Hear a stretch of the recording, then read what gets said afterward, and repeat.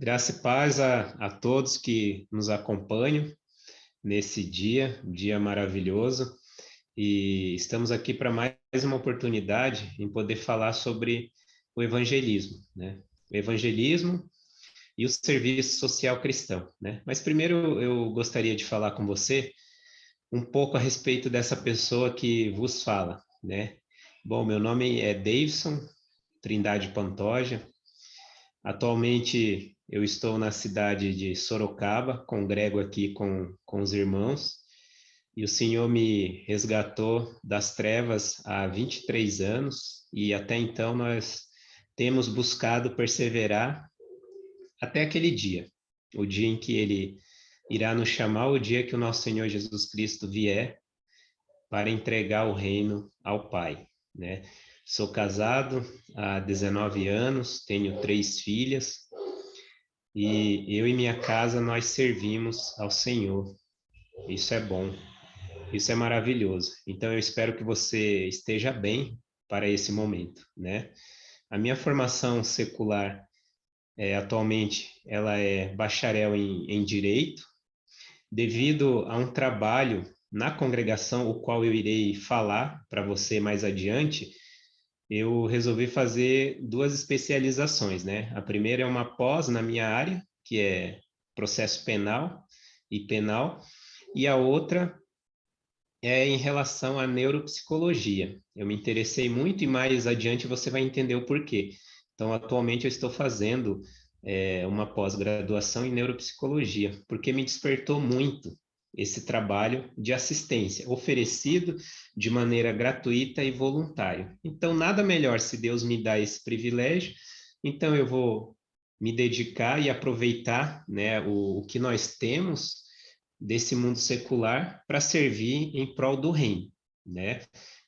Eu não trabalho em tempo integral com a igreja, né? Atualmente nós somos empresários, eu e minha família, e nós servimos ao Senhor todo o tempo, né? Com as nossas vidas e em os ministérios, né? Servimos no ministério de casais, trabalhamos com jovens, trabalhamos na benevolência e temos um trabalho que é todo especial do meu coração, que é o trabalho de acolhimento emocional. Depois eu vou te falar um pouquinho como é que funciona esse trabalho, e aí depois eu quero, né? Vai ficar meu contato se você depois quiser compartilhar comigo como que você faz esse trabalho na sua congregação, o que que a sua congregação faz no tocante ao trabalho de assistência à sociedade como um todo, né? Então vai ser desta forma que nós vamos conversar hoje, abrir as escrituras para que o nosso Senhor possa nos ajudar. Então somente a fazer a sua vontade, né? Eu falo que o evangelismo, ele corre no sangue, nas nossas veias, de todo discípulo do Senhor, né? Nós já nascemos com esse propósito de evangelizar. E aí sempre vem na nossa mente Mateus capítulo 28, né? A partir dos versos 18 em diante. Então, isso sempre está em nossa mente, né? No que diz respeito a evangelizar. Mas você sabe que evangelismo é diferente de ser evangelista, né? Com certeza é diferente. Eu vejo que o evangelista, ele nasce com esse dom, né? É aquela pessoa que entra num lugar, ela precisa, ela sente a necessidade de falar de Cristo para as pessoas. Então, isso já está no sangue dela, é o dom, né? Deus deu esse dom para a pessoa para ser um evangelista. E aí, normalmente, essa pessoa, como vai ser a função dela servir no reino, o que que ela vai fazer? Ela vai trabalhar em tempo integral. Isso é fato. E existem os demais discípulos que todos eles praticam o evangelismo, né? É a nossa obrigação, é a nossa identidade. Por mais que eu saiba que o evangelho já foi pregado no mundo todo e que não precisa de mais nada para Cristo voltar, tão somente o Pai falar, vai lá e traz a minha igreja, eu vejo a incumbência de poder evangelizar. Esse é o propósito. Como nós temos visto, participado e assistido essa grande imersão, né, que foram diversas palestras falando sobre evangelismo.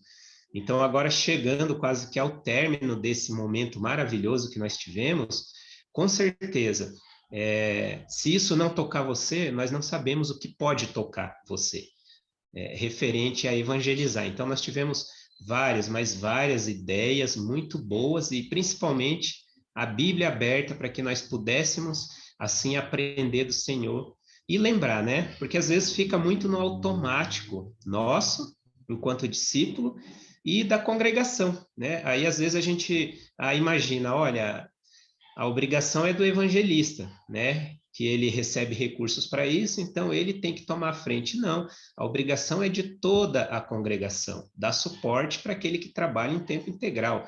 Se na congregação que você está existe o presbitério, você sabe que lá você tem, né, os presbíteros que fazem o pastoreamento da congregação como um todo. E aí você tem que ter mestre, professores, evangelistas e assim por diante, né?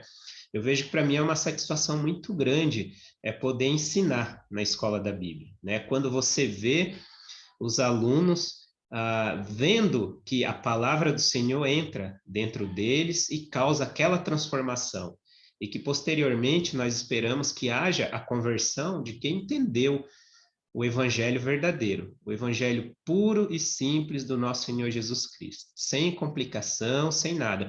Então, a partir desse momento, nós ficamos satisfeitos, né? Para quem dá aula na escola da Bíblia, para quem participa de grupo casa, né? Eu e minha família, nós viemos de Curitiba.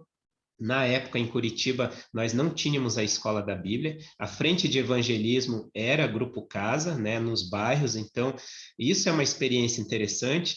Aí, chegando em Sorocaba, nós não tínhamos o Grupo Casa aqui, porém, a escola da Bíblia aqui era muito forte, continua sendo muito forte. Tanto que hoje nós ensinamos até em algumas cidades vizinhas aqui, né? A Sorocaba. Então, tudo isso você vê a forma que Deus trabalha. E eu cheguei a conhecer o Evangelho verdadeiro através da escola da Bíblia, né? Olhando a placa em um local, curso gratuito, escola da Bíblia, eu entrei. Na época eu frequentava uma denominação, eu entrei, alguém abriu as escrituras comigo, e aí o restante foi com Deus, trabalhando nesse coração e transformando. Então a gente vê como que Deus transforma através do quê? Do evangelismo, né? Através da Bíblia aberta, através do exemplo da pessoa, né? Eu gosto muito de uma frase, né, que fala: pregue a palavra. Se necessário, diga algo. Por quê? Porque o evangelismo, ele é através de exemplo, né? Então, se eu preciso evangelizar na minha rua, os meus vizinhos precisam ver a minha conduta enquanto cristão. Eles precisam olhar para mim e falar: tem algo diferente nessa pessoa. Eu quero algo assim, né?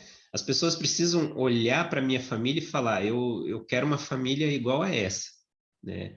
Agora, se na minha vizinhança eu não tenho essa postura, né, não adianta, não vai funcionar, né? É o que eu falo também. O evangelho não vivido em casa, ele não funciona lá fora e nem na igreja. Porque nós falamos, né, que o princípio da igreja começa no lar, começa em casa, né? Eu e minha família formamos a igreja. Então eu tenho que ter esse exemplo. Então, se você deseja o pastoreio, né, você precisa governar muito bem a sua casa. É o conselho de Paulo, né? Conselho que está ali como uma das características para que você se torne um presbítero, né, por exemplo. Então, o seu lar, a sua família tem que ser exemplo. Então veja que a questão do evangelismo vivido em casa, ele fala muito para as nossas vidas, né? Agora eu quero compartilhar aqui com você a tela e passar uns slides e aí a gente vai fazer uma leitura e vai continuar meditando, tá? Então, só vou colocar aqui aí a gente já conversa.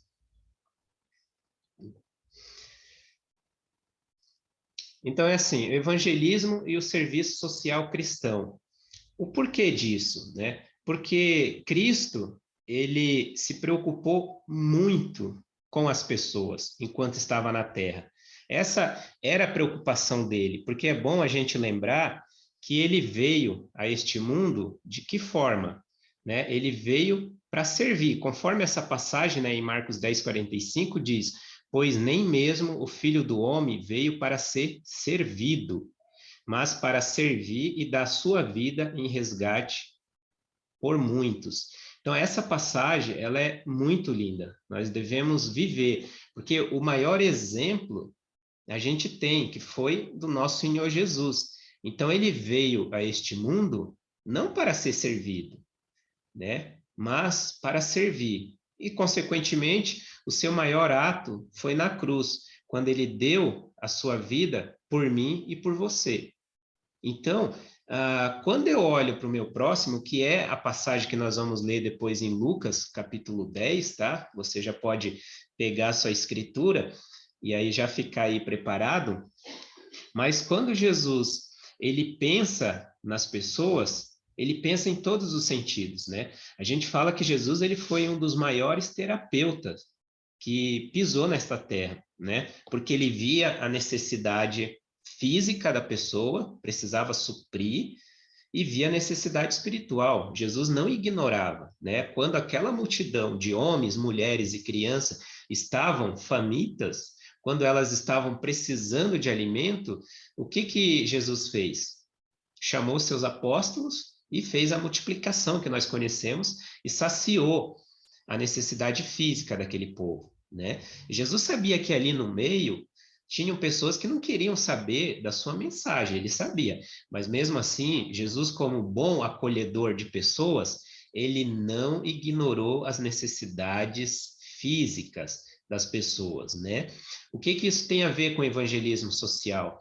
Ele tem tudo a ver, né? Porque é muito mais fácil uma pessoa ir a um grupo casa do que ir a um prédio de uma igreja, porque ele já tem o um modelo mental do que é o prédio da igreja, né? Agora, quando você fala para ele, olha, vamos ter uma comunhão aqui, né? Vem na minha casa, vamos conversar, a gente vai ter um bate-papo bíblico, né? Vamos abrir as escrituras e logo depois tem um lanche, aí a gente conversa e finalizou a nossa noite. Então, isso é bom, as pessoas vão se sentir o quê? Acolhidas por esse momento, né? Então a gente lembra daquele momento que Jesus, né, provavelmente quando estava em casa, aí vieram, né, os amigos e trouxeram aquela pessoa na maca, onde desceram ela, né, pelo teto, para que Jesus pudesse curá-la. Então, o que que Jesus fez? Ele acolheu todos os milagres que nós temos nas Escrituras, todos eles, se a gente analisar, nós vamos ver que houve um acolhimento da pessoa. Então, não é assim, às vezes eu estou planejando tão somente, eu preciso evangelizar, precisa converter pessoas para entrar no reino, essa é a urgência, está perfeito o pensamento, porque nós não sabemos o momento pelo qual Deus vai nos chamar, então a gente precisa levar o evangelho para as pessoas, é o que a gente fala, às vezes pode ser que você seja a única pessoa que vai se deparar com alguém que não conheça Cristo. E a sua obrigação é de falar para ela sobre o amor, né? Sobre o amor feito e realizado naquela cruz pelo nosso Senhor. Então eu não devo perder tempo, assim como Jesus, que teve o seu ministério, né? Ele um ministério ali trabalhado em torno de quase 3 anos aí, mas Jesus não perdeu tempo. Né? Então, Jesus também não passava a mão sobre aquele que não queria ouvir a mensagem, né? Então, o nosso papel é de urgência mesmo, então a gente tem que levar. Só que primeiro eu preciso olhar a necessidade do meu próximo. Aí eu trago para você uma reflexão, para todos vocês que estão assistindo e que irão assistir também essa mensagem em algum momento oportuno. A Igreja do Senhor, ela tem hoje eu vejo duas deficiências. Uma, já foi dito até por um irmão nosso que fez um estudo, que é, nós temos uma deficiência no tocante às ofertas, né? Nós somos uma igreja caridosa, porém me parece que nós não entendemos muito bem acerca, né, do ato de adoração que é as ofertas. Tanto é que nós temos algumas capitais que nós não temos a igreja do Senhor ainda. Então, se a gente olhar no tocante, no profundo nosso, não dá para aceitar essa situação, né? Como que um país como o nosso, com uma extensão territorial imensa, nós ainda temos capitais que não têm a Igreja do Senhor. Então, a gente precisa desenvolver. E quando for para essas cidades que não têm, como está sendo organizado aí através do Colheita Brasil, muitas congregações e até irmãos no particular têm colaborado, como que vai ser? Quando chegar essa equipe missionária lá, com certeza precisa conhecer a localidade, os costumes, por mais que seja no Brasil, a gente sabe que muda muito, né? Nordeste é uma coisa, Norte é outro, Sul, Sudeste, enfim. Então, você precisa ali ter o conhecimento de quem são aquelas pessoas e acolher, porque eu não vou chegar lá e pegar a pessoa e falar, olha, vem aqui, vamos estudar a Bíblia, né? Eu não vou ter êxito se eu fizer isso. Primeiro, eu preciso acolher, fazer como Jesus fez, acolheu. Essa é uma deficiência que nós temos enquanto igreja. Nós precisamos melhorar. Nós não sabemos se Cristo vai cobrar isso de nós, que é referente às nossas ofertas, né? Hoje nós somos em torno de quase 21 mil, né? Nem passamos disso no Brasil, 21 mil discípulos do Senhor, e a gente não faz esse trabalho como deveria ser feito, né? Das ofertas. O outro ponto é o serviço social, enquanto igreja, nós não temos, é muito frágil, né? Pense um momento, qual que é o serviço da Igreja de Cristo a nível nacional que você conhece? Normalmente a gente não consegue listar, né? Aí vem na nossa mente, muitas vezes, o serviço que um irmão presta, né, chamado Vicente, de Osasco, aonde ele presta esse trabalho de acolhida e ajuda para os dependentes químicos e alcoólatras, né? Então, ele faz esse trabalho de acolhida emocional e de ajuda dessas pessoas. E que também, se a gente olhar mais no detalhe, você vai ver que não é um trabalho 100% da igreja, é um trabalho 100% da igreja porque ele, como irmão, está à frente, mas a estrutura como um todo não é. Tanto que ele faz esse trabalho como se fosse voluntário. Então, nós, enquanto irmãos, enquanto congregação, precisamos conhecer um pouco desse trabalho para poder apoiá-lo financeiramente, porque tudo isso requer gasto. Então, quando a gente pensa que existe um trabalho bonito da Igreja de Cristo no tocante à questão social, só que a gente vê, por outro lado, que não tem um apoio financeiro da congregação ou das congregações, isso nos faz pensar. Por quê? Porque é uma obrigação nossa, e depois nós vamos ver na passagem que o nosso Senhor Jesus Cristo, ele fez isso, ele acolheu, né? Então, ele estava preocupado com a necessidade física da pessoa, e depois a palavra, o evangelho veio e transformou essa pessoa. Então, hoje sim, nós precisamos desenvolver, né? Então, depois eu vou deixar no final até o meu contato das minhas redes sociais, né, para que você conte. De repente tem um trabalho na sua congregação de assistência social que nós não sabemos. Então é bom, por quê? Porque vai nos ajudar, né? Eu realmente tomei isso para mim, eu vejo como um dom que Deus, graças a Deus, me proporcionou de poder ajudar os outros, né? Atualmente, como eu falei para você, eu estou fazendo a minha pós em neuropsicologia.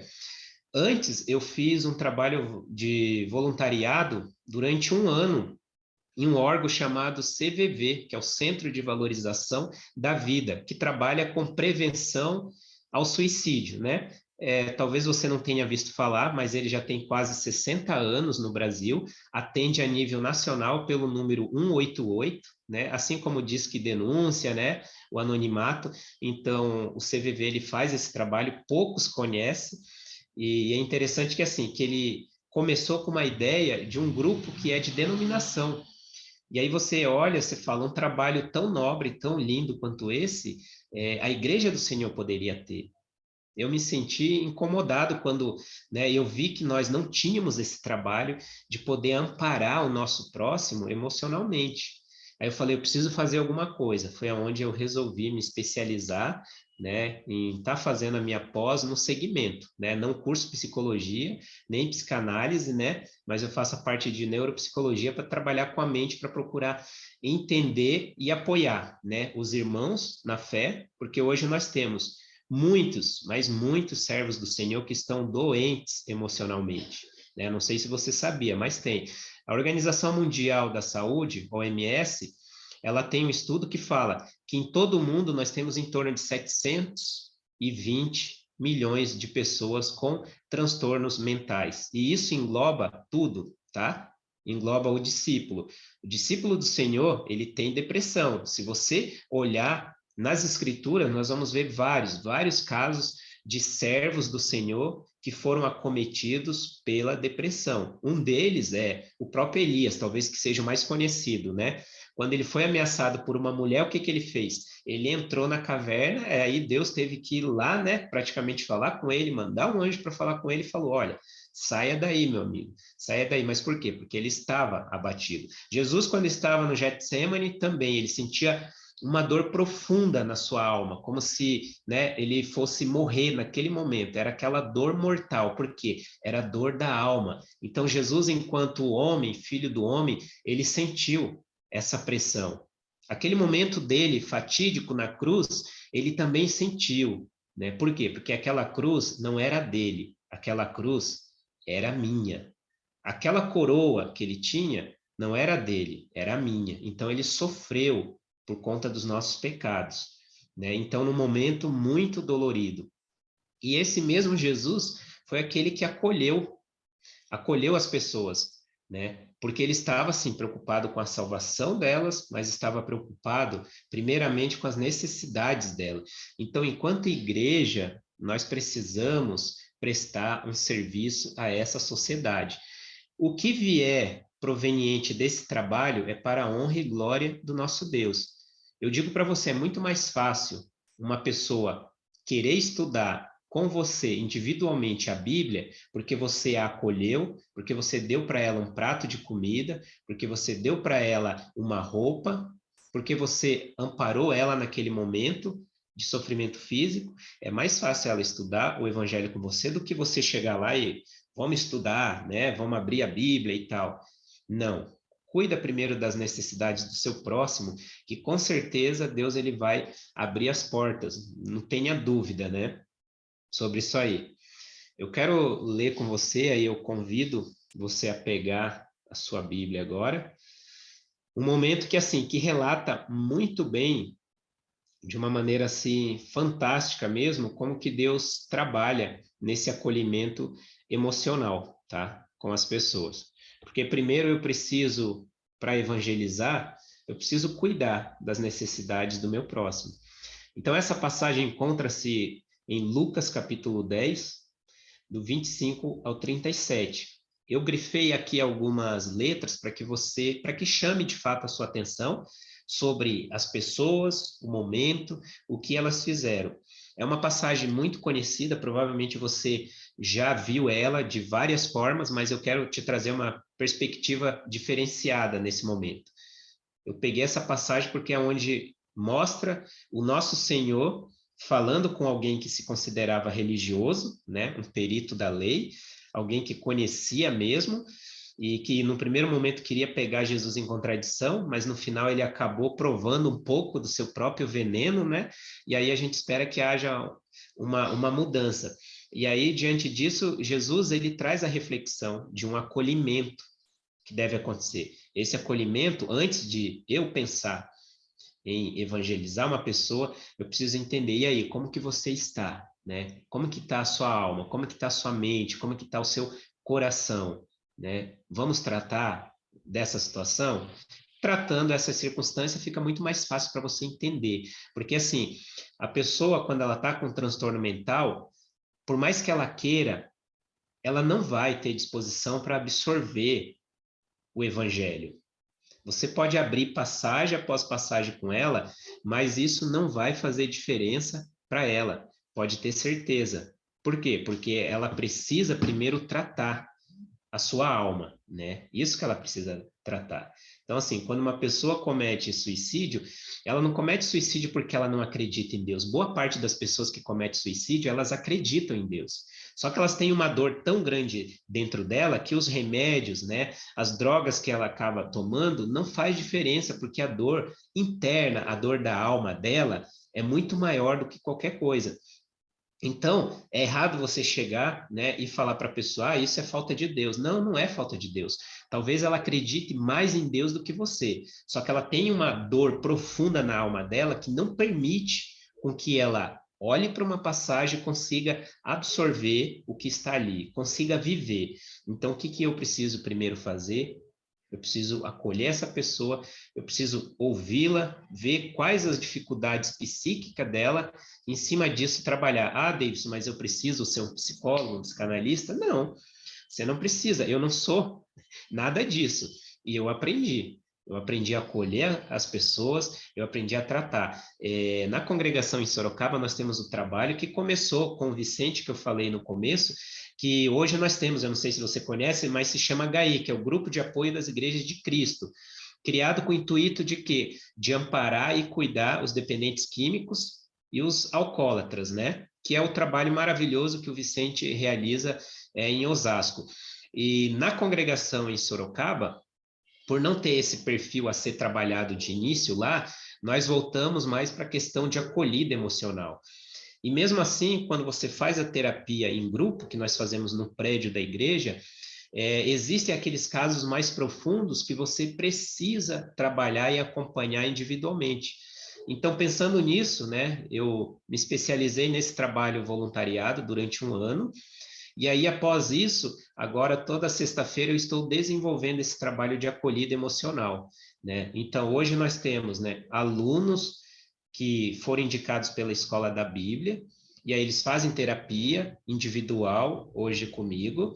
Nós temos irmãos que fazem terapia individual hoje comigo, e temos pessoas que são de fora, que vieram machucadas da religião, que vieram desacreditadas da religião. Então, estão fazendo essa terapia no prédio da igreja mesmo, toda sexta-feira, a partir das 18h30, é um momento da minha vida que eu dou para essas pessoas, sem cobrar nada pela terapia, né? E aí eu ofereço essa acolhida emocional. Então, na verdade, você acaba se fortalecendo enquanto pessoa. E no momento oportuno, você pode compartilhar de Deus para essas pessoas, porque normalmente elas vêm machucadas da religião, né? Elas vêm machucadas e elas, eu falo para você, seguramente elas não querem saber de Deus. Por quê? Porque elas foram machucadas não por Deus, elas foram machucadas por conta de outras pessoas. E aí elas têm esses transtornos emocionais que precisam ser tratados. E fora isso, gente, nós estamos falando de pessoas que não são do nosso meio.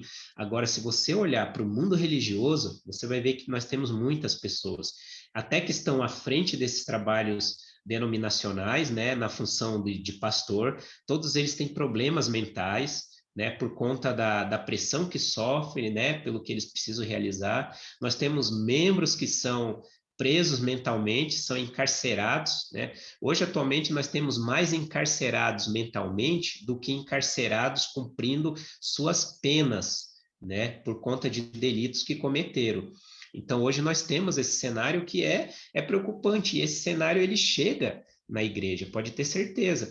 Então, quando isso chega na sua igreja, o que precisa fazer? Você precisa primeiro tratar, né? Porque senão você não vai conseguir fazer um evangelismo eficaz, né?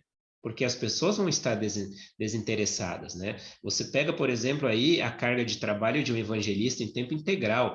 Às vezes é só ele, muitas vezes ele não tem o apoio que deveria ter da congregação, muitas vezes até o seu próprio sustento está comprometido. Então, eu te pergunto, como que fica esse trabalhador em tempo integral para a igreja, sendo que a sua situação financeira está abalada, o seu emocional está abalado, ele está depressivo, né? Ele pode chegar a um ponto de ter um surto psicótico.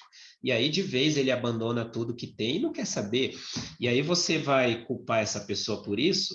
Não, você não vai culpar. O seu papel é desenvolver esse trabalho, né? Você pode fazer trabalho em outras áreas. Com certeza nós temos irmãos que servem alimentos e comidas, né? A gente fala a tal da marmitex ou a quentinha para os moradores de rua, né? Entrego para eles, faz uma oração, é esse o papel, né? A igreja é esperado da igreja do Senhor fazer um papel de voluntariado. Quando nós falamos que o prédio de uma igreja, ele é isento de alguns tributos, por que isso? É porque ele prega o evangelho? Não, ele é isento de tributo porque subentende-se que diante do governo ele exerce um poder de prestar assistência social à sociedade. Então, assim, amanhã ou depois, se o governo da sua cidade quiser chegar no seu prédio e cobrar você e pedir para você qual que é o serviço social que vocês prestam para a sociedade. Se você não tiver isso, ele pode muito bem quebrar sua imunidade tributária, né? Até porque isso está na Constituição, né? Ele quebra essa imunidade tributária sua e fala: olha, você está funcionando como qualquer empresa.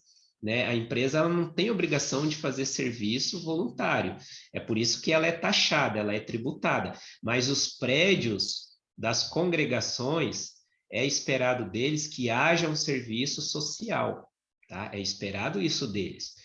Então, qualquer congregação a nível Brasil precisa, eu diria que é uma questão ético, moral, cristão, de todas as congregações prestar um serviço social para atender os seus discípulos e para atender a comunidade lá fora. Tá? Então, precisa. Pode ser, como eu falei, que a sua congregação já faça isso, muito bem. Amém. Se você tem esse dom para trabalhar, maravilha, né? Continue a fundo. Até isso me motiva. Então, eu peço que, né, no momento oportuno, você entre em contato comigo para que nós possamos trocar ideias, né? Ver como que está sendo o trabalho aí na sua congregação, que é uma obrigação ético-moral diante da sociedade e é uma obrigação de acordo com as escrituras também, porque isso envolve o quê? O evangelismo, que nós temos aprendido muito. Mas agora eu convido você a essa leitura, lá em Lucas 10, 25 a 37, que fala assim: certa ocasião, um perito na lei, levantou-se para pôr Jesus à prova. Ele perguntou: Mestre, o que preciso fazer para herdar a vida eterna? O que está escrito na lei? Respondeu Jesus. Como você a lê? Ele respondeu: Ame o Senhor, seu Deus, de todo o seu coração, de toda a sua alma, de todas as suas forças e de todo o seu entendimento. E ame o seu próximo como a si mesmo. Disse Jesus: Você respondeu corretamente. Faça isso e viverá. Mas ele, querendo justificar-se, perguntou a Jesus: E quem é o meu próximo? Em resposta, disse Jesus: Um homem descia de Jerusalém para Jericó, quando caiu nas mãos de assaltantes. Este lhe tiraram as roupas, espancaram-no e se foram, deixando-o quase morto. Versos 31.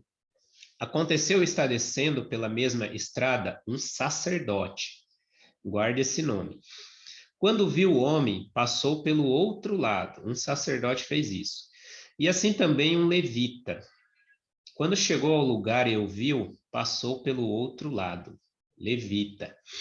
Mas um samaritano, estando de viagem, chegou onde se encontrava o homem.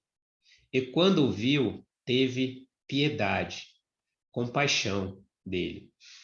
Aproximou-se, enfaixou-lhes as feridas e, derramando nelas vinho e óleo, depois colocou-o sobre o seu próprio animal, levou-o para uma hospedaria e cuidou dele.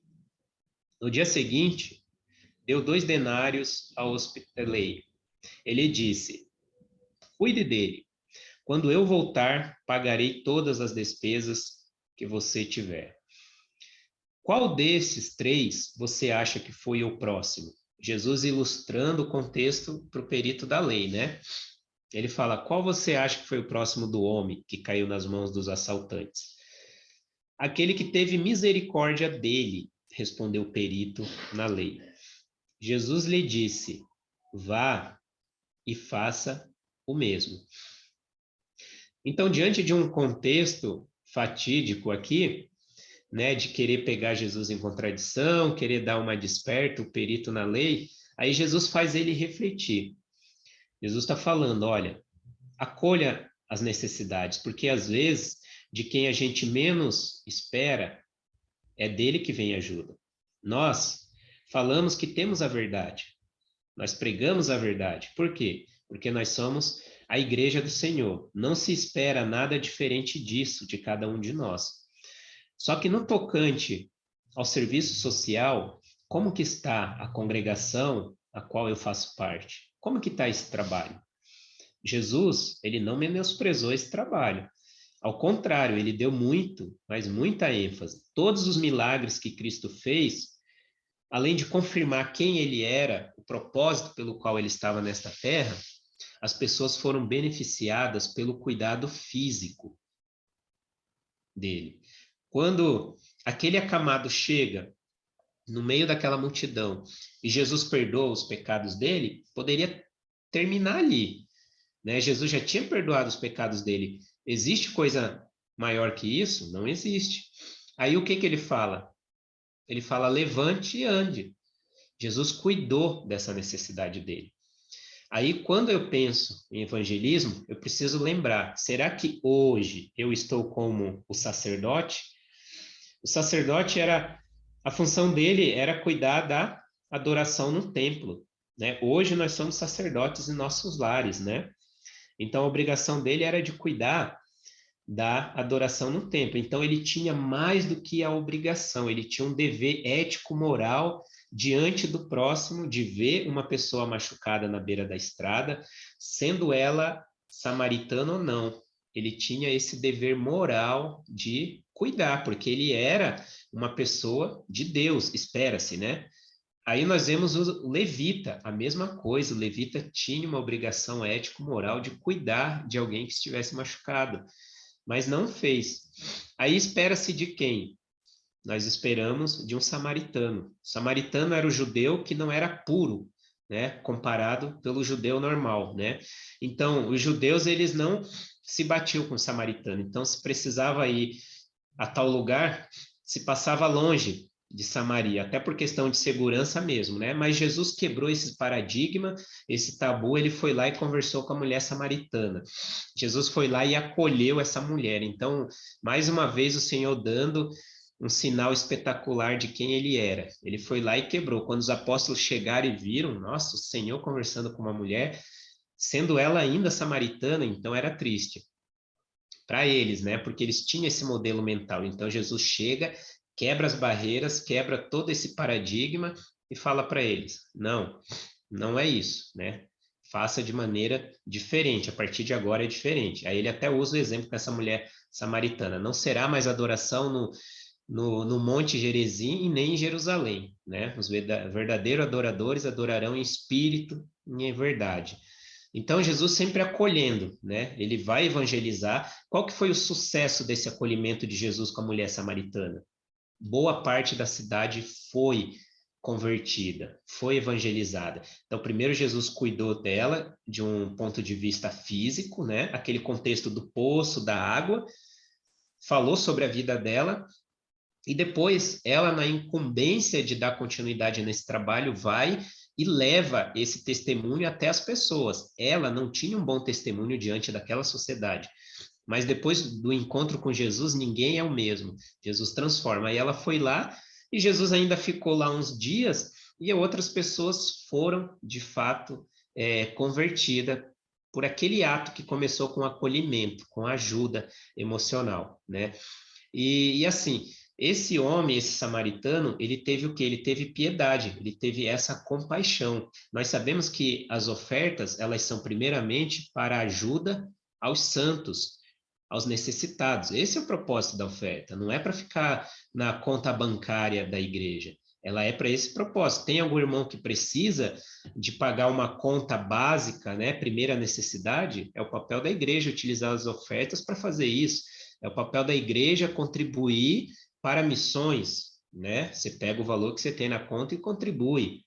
É o papel da igreja ter um espaço reservado para benevolência, para você poder ajudar os irmãos. Então, de fato, isso acontece. Aí a pergunta para mim e para você é: como que está na nossa congregação esse trabalho? Se Cristo viesse hoje e perguntasse para mim qual que é o serviço social que você está fazendo, que às vezes eu falo tanto evangelismo, evangelismo, evangelismo, e aí eu esqueço que Jesus, antes de evangelizar, ele cuidou das necessidades básicas, ele alimentou o povo, ele multiplicou pães, multiplicou peixes para poder cuidar das necessidades básicas das pessoas.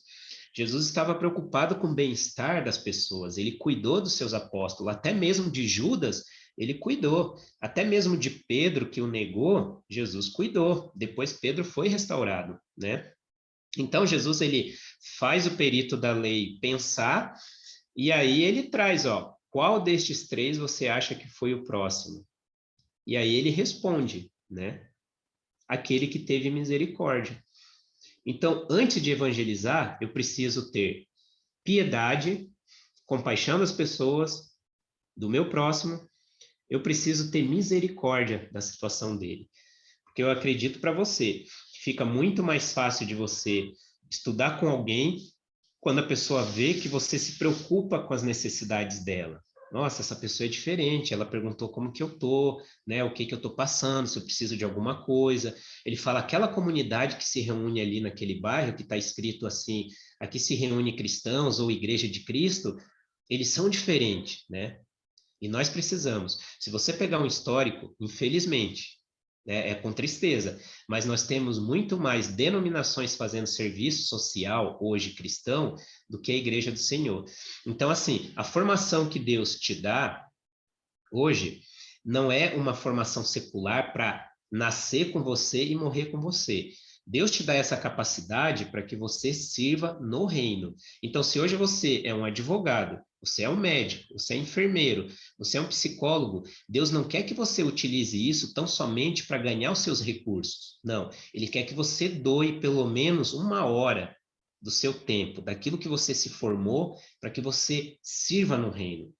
Com certeza, o evangelismo ele vai fluir de uma maneira muito mais natural, porque as pessoas vão saber, peraí, primeiro ele cuidou das minhas necessidades. É como a gente vê nessa imagem aqui, né? Nós vemos claramente nessa imagem que aquele samaritano está cuidando daquela pessoa, né? É o bom samaritano, como nós sabemos. Então, Jesus, de fato, ele acolhe as pessoas com seus problemas emocionais, com as suas dificuldades físicas, com a sua fome, e vai saciar as necessidades dela. Aí, depois desse momento, vem a questão do evangelismo para essas pessoas. Então, fica para nós hoje a reflexão: evangelismo e o serviço social cristão. Eu preciso praticar, eu preciso ter de fato isso na minha congregação, né? Então, quando eu penso em evangelismo, o que que eu preciso pensar? Eu preciso cuidar, sim, das almas, porque senão elas vão para o inferno, isso é fato. Essa é a minha missão, né? Quando Jesus me deu essa missão e quando eu lembro muito bem o que está escrito em Mateus 28, isso me conforta, mas eu preciso também, sobretudo, entender que eu, enquanto igreja do Senhor, eu preciso cuidar das necessidades básicas do meu próximo aqui, entendeu? As necessidades básicas dele não irão levá-lo ao céu, mas serão a porta de entrada para que você pregue o evangelho para essa pessoa. E através do evangelho transformando a vida dela, aí sim, ela vai viver na eternidade. Então, que nós possamos pensar desta forma. Eu, enquanto discípulo, preciso doar um pouco do meu tempo, tá? Para as pessoas. Aí, com certeza, vai ser muito mais fácil de você conversar de Deus com essa pessoa, porque ela vai se sentir acolhida, vai se sentir amada. Agora, a grande probabilidade de você entregar um folheto para a pessoa e ela vir estudar na escola da Bíblia ou ir no seu grupo casa é muito mais difícil quando você não a acolhe, quando você não tem essa conversa com ela. E nós temos bons exemplos, né, de irmãos mesmo, irmãos nossos que fazem esse trabalho muito bem. Eles utilizam os recursos que têm para poder ajudar em prol do evangelismo, né? Eles utilizam as suas profissões para poder ajudar as outras pessoas. É isso que Deus quer, né? Então, pense na formação que você tem hoje, né? No que você se formou secularmente, utilize o que você tem para poder ajudar o próximo, porque com certeza você vai estar evangelizando e as coisas vão acontecer de uma maneira natural, sem dúvida alguma. Então fica aí esse desafio, né? Que Deus possa nos abençoar nessa caminhada rumo ao céu, porque com certeza perseverando nós vamos chegar lá e vamos levar o número máximo de pessoas. Que Deus seja louvado na sua vida. E depois, se você quiser compartilhar, você pode me procurar pelo meu nome aí nas redes sociais também, para a gente ver qual tipo de trabalho que você desenvolve na sua congregação, porque a Igreja do Senhor, no Brasil, ela precisa desenvolver trabalho social, com certeza. Vamos falar de evangelismo? Sim, mas vamos falar de cuidado ao próximo que vem, eu diria para você, até antes do que você levar o evangelho para essa pessoa, porque vai ser muito mais fácil depois. Então, que Deus te abençoe e te dê aí um bom dia, uma boa noite na presença dele.